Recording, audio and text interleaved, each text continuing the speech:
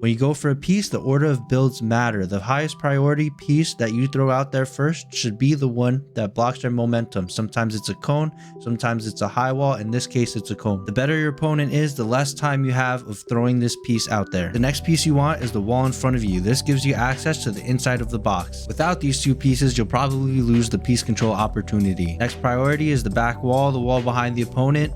And then I like to go for the right wall. In this case, he claims that right wall before us, but that's okay because we do it so fast that he's probably still disoriented from getting piece. Now this last wall on the left that we go for, I actually don't recommend going for unless you have a good skill reading on your opponent and think you can pull it off. But the majority of the time, the opponent's just going to flip the ramp and pop you in the head. Now the last thing is to replace the stair that he's standing on. I like to use cones because it prevents them from editing down. Now I'm going to point out two of my bad habits that we see here so you guys can learn from them. One, taking a stair should actually be done with your gun instead of your pickaxe. Two, if you do use your pickaxe, you don't really want to be double pickaxing. I do it here because I pretty much understand my opponent's skill level, but a good player will make you pay for this. Going in on your guy. Okay.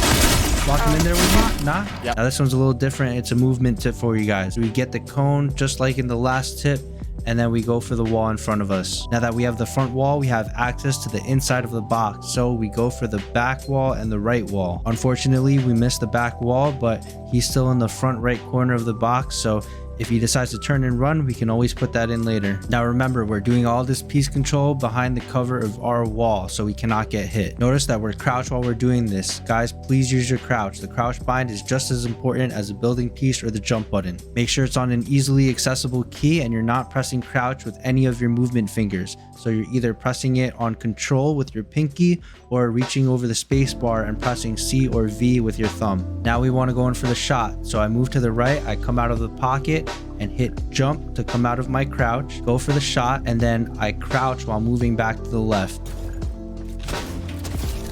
You too? 50 on green alien. Going in on your guy. Okay. Lock him in there with you? Nah? Yep.